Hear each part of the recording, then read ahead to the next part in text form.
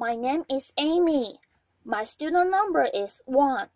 The title is I Got 99 Problems. Policy is just 1. The name of the speaker is Maysoon Zayid.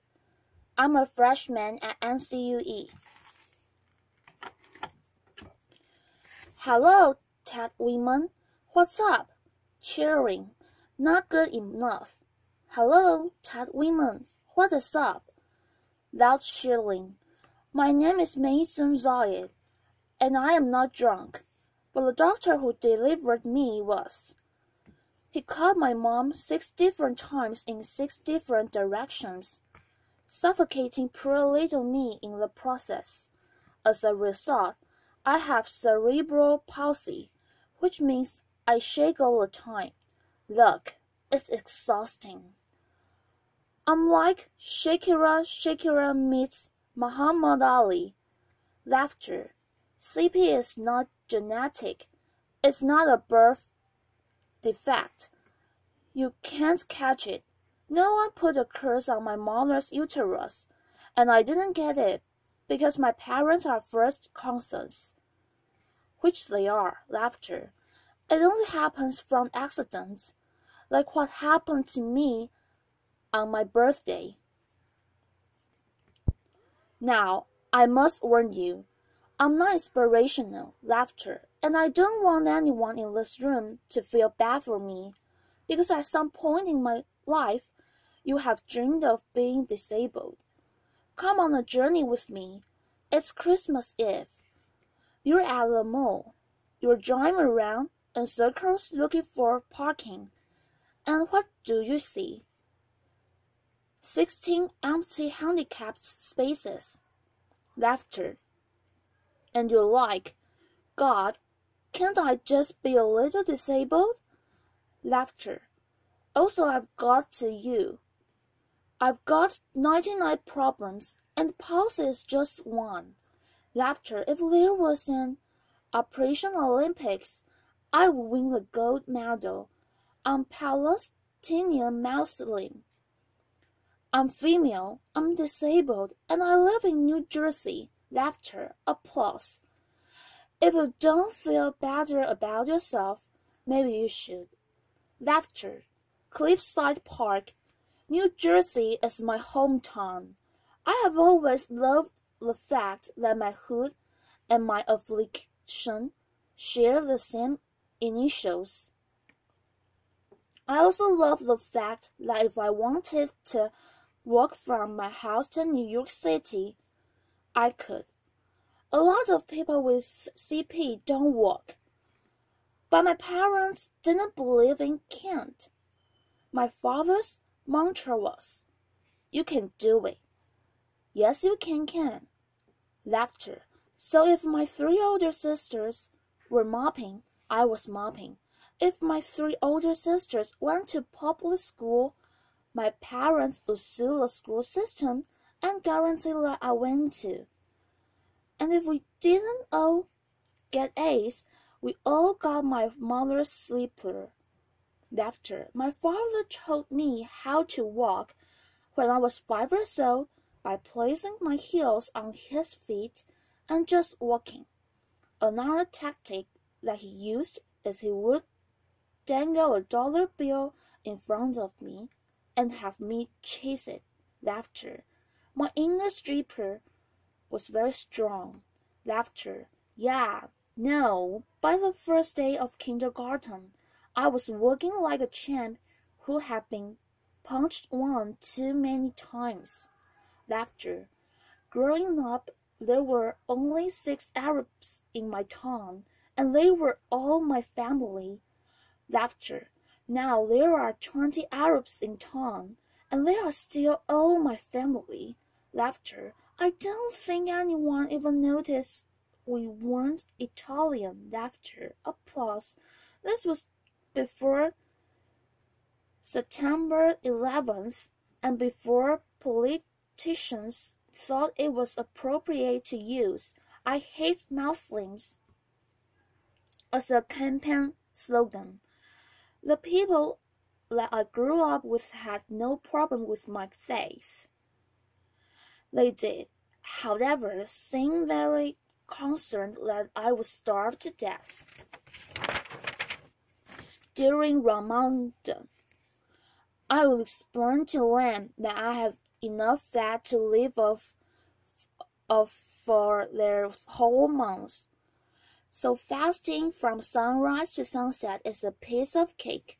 Laughter. I have tap danced on Broadway. Yeah, on Broadway. It's crazy. Applause. My parents couldn't afford physical therapy, so they sent me to dancing school. I learned how to dance in heels, which means I can walk in heels. And I'm from Jersey, and we are really concerned with being chic. So if my friends wore heels, so did I. And when my friends went and spent their summer vacations on the Jersey Shore, I did not.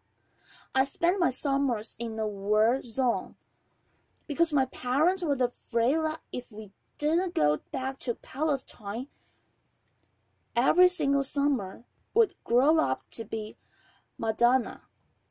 Laughter.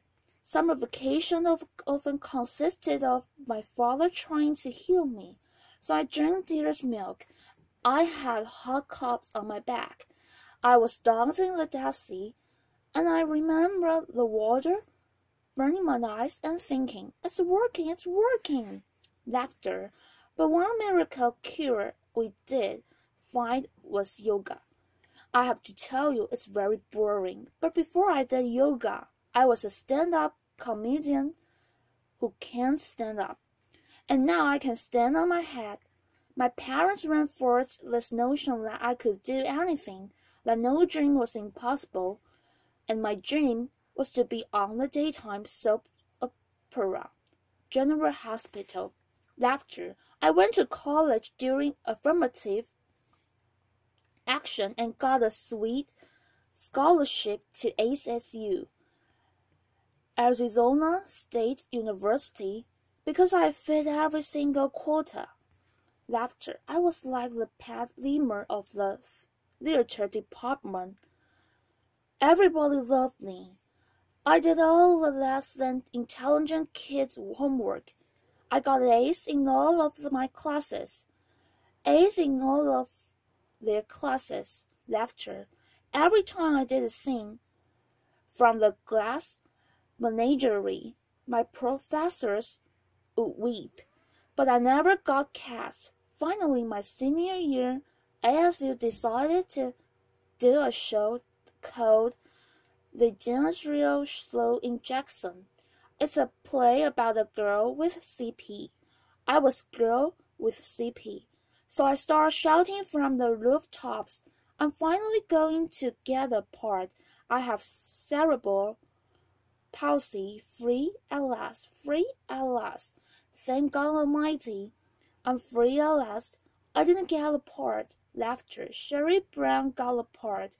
I went racing to the head of the literature department crying hysterically, like someone shot my cat, to ask her why, and she said it, but it's because they didn't think I could do the stunts. I said, excuse me, if I can't do the stunts, neither can the character. Laughter, applause. This was a part that I was literally born to play. They give it to a non-palsy actress. College was imitating life. Hollywood has a sordid history of casting able-bodied actors to play disabled on screen. Upon graduating, I moved back home, and my first acting gig was as an extra on the daytime soap opera. My dream was coming true, and I knew what I would be promoted from diner to wacky best friend in no time. Laughter, but instead I remained a glorified piece of furniture that you could only recognize from the back of my head, and it became clear to me that casting directors didn't hire fluffy, ethnic, disabled actors. They only hired perfect people, but there was expectations to the rule. I grew up watching Whoopi Goldberg, Roseanne Barr Allen and all of these women had one thing in common. They were comedians. So I became a comic. Laughter, applause. My first gig was driving famous comics from New York City to shows in New Jersey. And I'll never forget the face of the first comic I ever drove when he realized that he was speeding down the New Jersey Turnpike with a chick with CP driving him. Laughter. I've performed in clubs all over America, and I've also performed in Arabic in the Middle East. Uncensored and uncovered. Laughter. Some people say I'm the first stand-up comic in the Arab world. I never like to come first, but I do know that they never heard that nasty little rumor that women aren't funny, and they find us hysterical. Laughter. In 2003, my brother from another mother and father, Dean Obidallah, and I started the New York Arab American Comedy Festival, now in its 10th year. Our goal was to change the negative image of Arab Americans in media, while also reminding casting directors that South Asian and Arab are not synonymous. Laughter. Mainstreaming Arabs was much easier than conquering the challenge against the stigma against disability.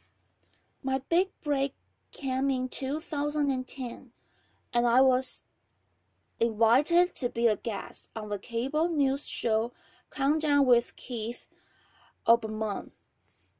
I walked in looking like I was going to the prom, and they shuffled me into a studio and seated me on a spinning rolling chair.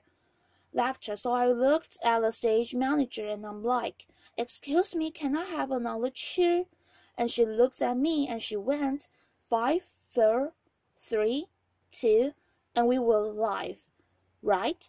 So I had to grip onto the anchor stacks so that I wouldn't roll off the screen during the segment, and when the interview was over, I was livid. I had finally gotten my chance and I blew it. And I knew I would never get invited back. But not only did Mr. Olbermann invite me back, he made me a full-time contributor, and he taped it down my chair. Laughter. Plus, one fun fact I learned while on the air with Keith Olbermann was that humans on the internet are scumbags. Laughter. People say children are cruel, but I was never made fun of as a child or an adult. Suddenly, my disability on the World Wide Web is fair game. I would look at clips online and see comments like, "Yo, why's she taken? Yo, is she retarded? And my family poor Gumby mouth terrorist. What does she suffer from? We should really pray for her." One commenter even suggested that I add my disability to my credits. Screenwriter, comedian palsy. Disability is as visual as race. If a wheelchair user can't play Beyonce, then Beyonce can't play a wheelchair user. The disabled are the largest. Yeah, clap for that, man. Come on, applause. People with disabilities are the largest minority in the world, and we are the most underrepresented in entertainment. The doctor said that I wouldn't walk, but I'm here in front of you. However, if I grew up with social media, I don't think I would be. I hope that together we can create more positive images of disability in the media and in everyday life. Perhaps if there were more positive images, I would foster less hate on the internet. Or maybe not. Maybe it still takes a village to teach our children well. My crooked journey has taken me to some very spectacular places. I got to walk the red carpet flanked by soap diva Susan Luxie and the iconic Roaring Obus. I got to act in the movie with Adam Sandler and working with my idol, the amazing Dave Matthews. I toured the world as a headliner on Arabs Gone Wild. I was a delegate representing the great state of New Jersey at the 2008 DNC, and I founded Maysoon's Kids, a charity that hopes to give Palestinian refugee children a sliver of the chance my parents gave me. But the one moment that stands out the most was when I got, before this moment, laughter, applause. But the one moment that stands out the most was when I got to perform for the man who floats like a butterfly and stings like a bee, has Parkinson's and shakes just like me. Muhammad Ali. Applause, applause, and it was the only time that my father ever saw me perform live, and I dedicated this talk to his memory. Arabic, Allah Yarhamak Yaba. English, my name is Maysoon Zayid, and if I can, you can. Cheering applause.